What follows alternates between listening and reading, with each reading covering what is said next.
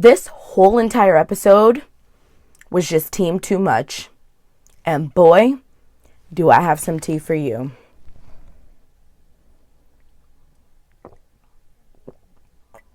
Got a secret, can you keep it? Swear this one you'll save.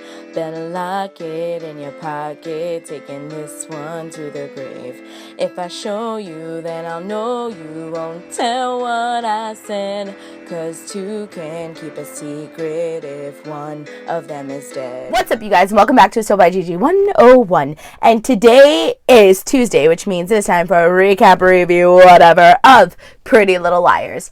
Like I said in the beginning, there is much tea that I needed to sip. However, I've noticed a huge spike in my Pretty Little Liars review, recaps, whatevers, and a whole bunch of new subscribers. So I want to say hello. Welcome to the Merpod. And stay until the very end of this video because I have a few announcements to be giving out that I think you guys will like. So, let's get right into this. Recap, review, whatever. Alright, you guys. So many things happened in this episode. I really should have been taking notes. However, I did not. But it was like a cluster flip no squad, for lack of a better word, of an episode. Okay, so basically the episode starts off, the prelude of the episode before the intro, okay, which P.S., did y'all like that intro? I'm just saying. Spencer starts off in an interrogation room, being interrogated by this black cop. And I personally love that because I love it when Spencer is pressed against the wall asking a million questions because she freaks out in such a calm Spencer way, if that makes any sense. And she got to this point where she was just like, I do not recall. And that's all she kept saying. I do not recall. I do not recall. I do not recall. And the detective was like, you might want to wait for me to ask a question before you say, I do not recall. So that happened. And basically for Spencer, because you guys know I always do character breakdowns, for Spencer, the whole entire episode was her trying not to get into trouble, basically.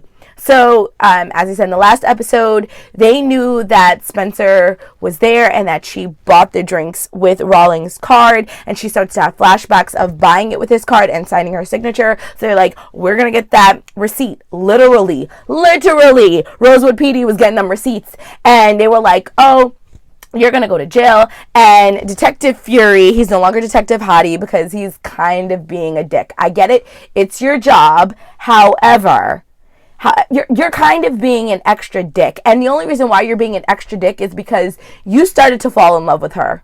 That's why. Because you would not be this personally upset if you hadn't have been falling for her. So basically it's just her going through that, telling her friends what's going on, and them trying to help her. And then she goes over to his house because she wants to play on the fact that he had feelings for her. And basically he was like,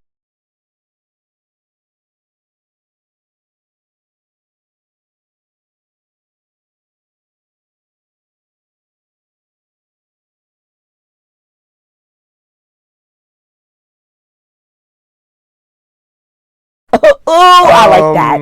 Okay, sorry. Oh, you don't know me as well as you think. So while she was leaving, she saw like this USB card. My job is to figure out sticks, and she stole who killed somebody. And basically, not why the memory stick showed that Lucas was reneging his statement after him and Hannah got interrogated. He basically said that he could vouch for Hannah, that she didn't. Not that he could vouch for her, but that he didn't believe that she could do it. But the rest of her friends, he totally believed that they could have.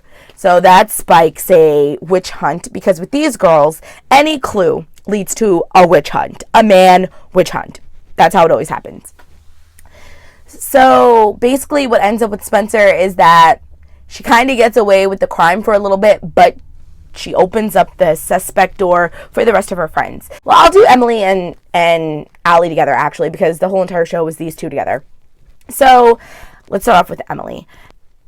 Emily had decided that she was going to, like, decorate the nursery room. And she was like, I know that we're not together and that I don't live here. However... And Allison was like, stop. You can stay here as long as you want.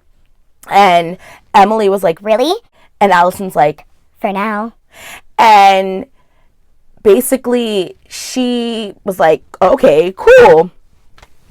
So the next morning, she wakes up early and she sees that Allison is running out of the house. She has not eaten breakfast. She grabbed some BS snack for breakfast because she's running late and she hadn't been taking her vitamins. Now, right before this, like the night before, Spencer and Emily had a conversation where Spencer told Emily that she was going to talk to Fury, and Emily was like, Don't underestimate people's feelings for you. which is truly a life lesson. And Spencer took that hella personal. She took that mad personal. And she was like, Well, don't you think that you're doing the same thing with Allison? which we all know is true because Emily has been after Allison since season 1, and then she got over it because of Paige and Maya and all these other girls, and now she's back to Allison, which, we'll get into that at the end. And so Emily spazzes out on her like, You don't take this seriously. It's like always. Like, you always say you're gonna do something and you're gonna, like, freak out and, like, not do it anymore. and Allison was like, Wow. I knew pregnancy was gonna come with erratic mood swings. Didn't know it was gonna come from you. and she leaves. So that leaves a very awkward situation. So let's go on to Hannah and Caleb, because they, like Emily and Allison, go together for this episode. So they're all in the room, and Spencer's just told them about, the receipts.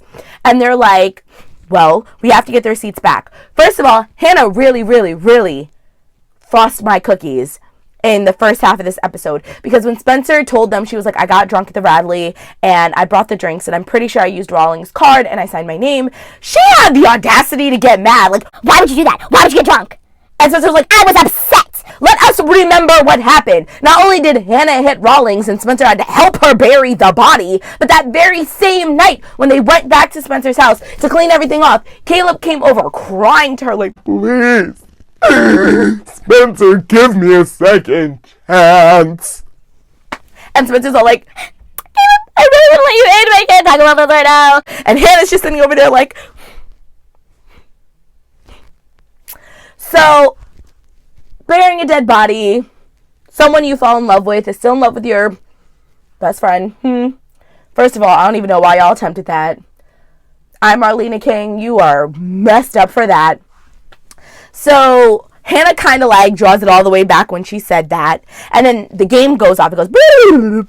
And the game wants Hannah to pick up a package for her.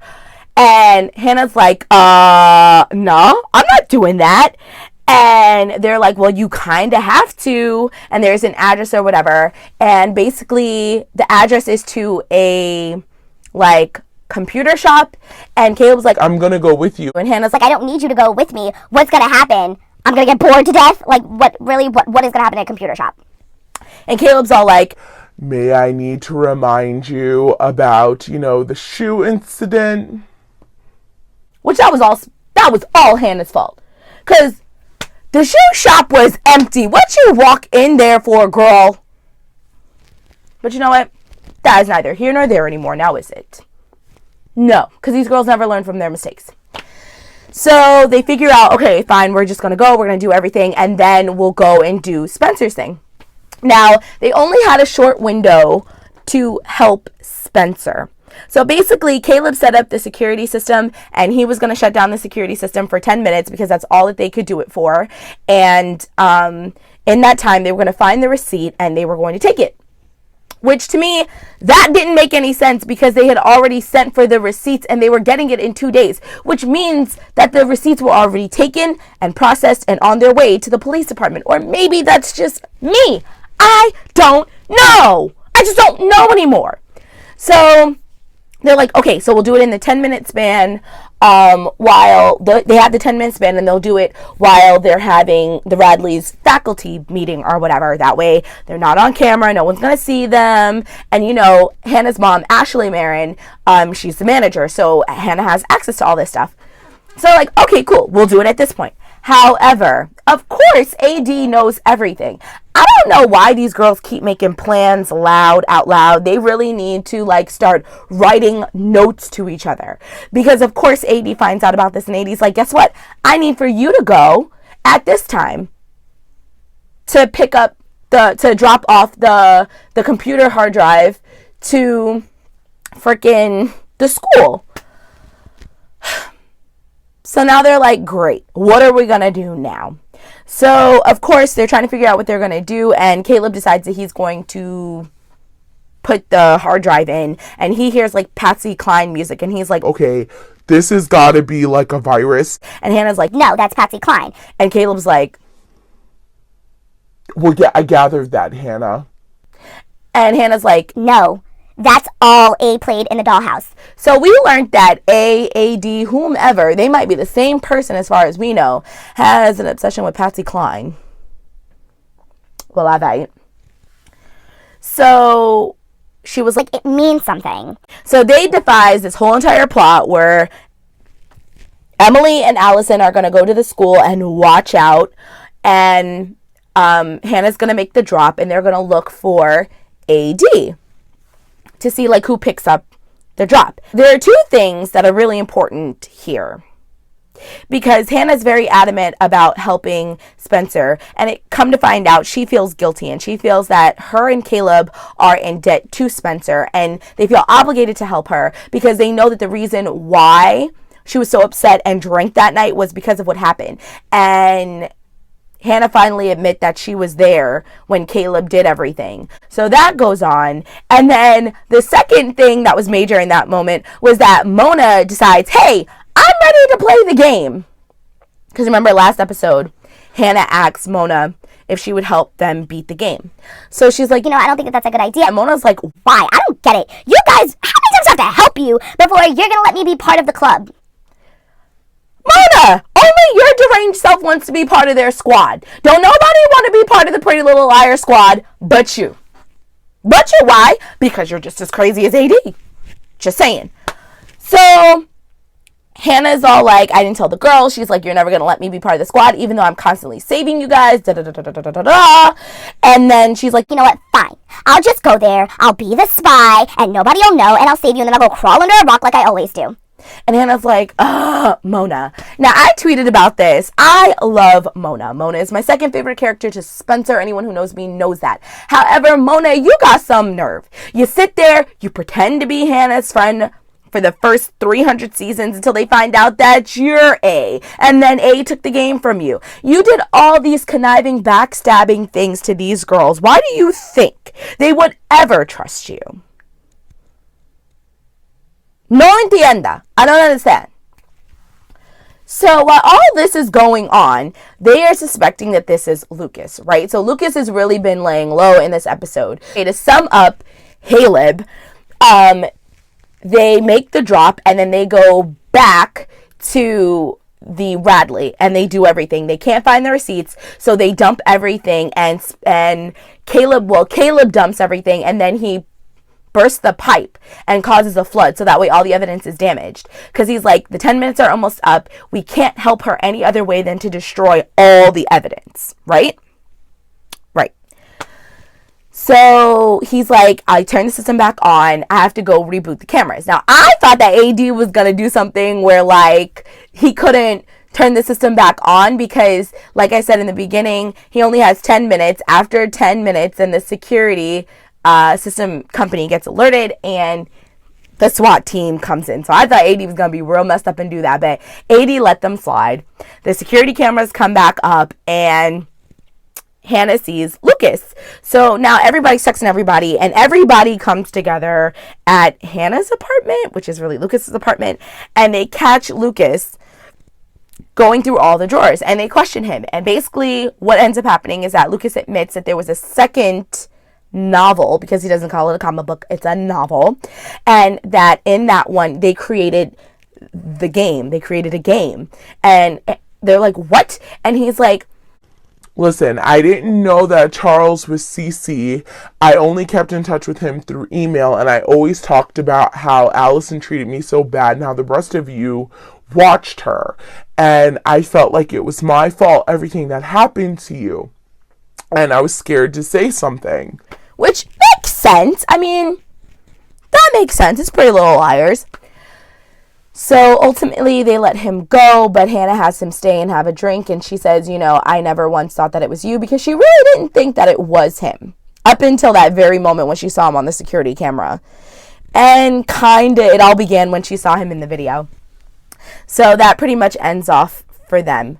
Let's go back to Spencer real quick, because after all that is said and done, Fury calls and's like, you have something that I want. And Spencer finally plays smart. She's like, well, if I have something that you want, then that would imply that I was at your house late at night. And wouldn't that look suspectual? Fury hangs up the phone. So then Fury calls her into the police station and goes, it's going to be a very quick interview. Apparently all the evidence was destroyed. She's like, he was like, the footage that we need is mysteriously missing. Spencer's like, oh, what a shame. What a shame. Can't help you, bro. He's like, well, I guess we're going to have to broaden our scope. Meaning that he's going to look at all the liars. And he said, I hope your friends are as lucky as you are. So that ends. Let's talk about my favorite rat bastard. Or my least favorite rat bastard. Aria. Aria gets assigned the task of destroying, and I mean destroying, the nursery that Emily put together with all of her and Allison's baby stuff together. And she almost got caught. Why? Because Horatio came to the group, Spencer Hastings found her earring, and Aria played it off like, oh yeah, no, I dropped it. I thought I heard something fall when I walked in the room. It's carpet, Aria. How would you have heard your little feather light earring hit carpet, Aria? Your new name should be Annoying Ya, because that's all you do is annoy the bejesus out of me. So how she even got into the house was while they were plotting, okay, we're going to wait at the school. You're going to do the drop. You guys are going to be here. Aria lied and said that she had to go to a press conference with Ezra because their publicist came and wanted Ezra to do press conferences for the book and promotion of their book by themselves, and really wanted to focus on the love story of Ezra and Nicole coming back, because any person who is in marketing and promotion knows that is liquid gold. That is going to get your book sold. That's going to get you more money. That's going to get you more readers. That's going to get you a huge following for another book. And Ezra is very adamant about being like, no, I'm not going to do that to Aria. And their publicist was like, I don't care about Aria. You need to do this. Okay? So he says something to Aria. Aria's like, you know what? I think you should do it. I'm going to be front row for this press conference. So Aria used that as an excuse to not go to the school. However, she also didn't go to the press conference. Instead, she went and trashed the nursery. And then, okay, RB. Aria's new name is RB. RB stands for rat bastard. RB had the nerve to really sit there and cry like, oh my God, I can't believe I did that. When are any of these girls just going to take responsibility for their actions? In life, you have a choice. You can either do the right thing or do the wrong thing. And you know what? The reality is, doing the right thing is really hard because just like magic, it comes at a price. What's up, Once Upon a Time reference? Okay, doing the right thing is very hard. It takes a very strong person. And you would think 5 years forward, these girls are supposed to be, what, 23? You'd think that they would have learned this hard knot life lesson. But they haven't. And you know what? None of these new detectives are ever going to believe them. Toby's been ghost. We all know where he is. So Toby can't help Spencer. Okay? And we don't have Tanner. Tanner, who has an history with these girls. Tanner wouldn't have gone easy on Spencer. However, Tanner would have found a better way to approach the topic to get Spencer to give more information about what was going on. And what these girls don't realize was that it was manslaughter. It wasn't a homicide, but by hiding it and by burying it, sorry, that was like lint. Okay? You made it a homicide. Everything that these girls do is technically self-defense, and because you hide it, you make it a crime. Oh my God, Spencer, you should know this! Your parents are lawyers! You're in politics! You know the game of life! It's what irritates me so much about Spencer. I'm sorry, you guys. I need a drink.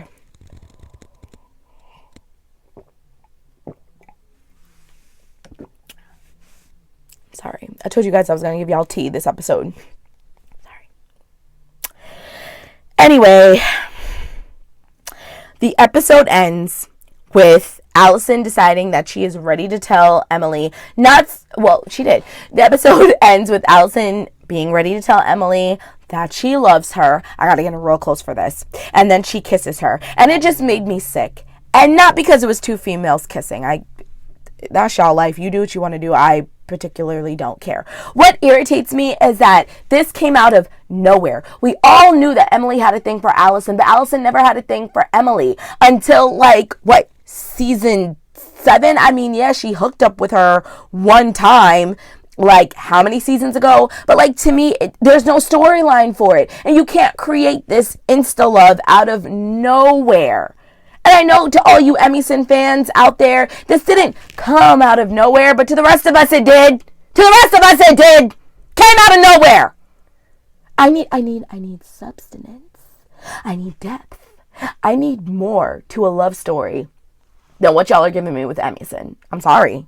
So she says, I love you. That was the end of that. Aria is on the couch crying. And I'm like, rat bastard, you have a lot of nerve to sit there and cry. You made the choice to do that. You didn't have to do that. But you want to be a rat bastard. So, schmarp. Oh, well.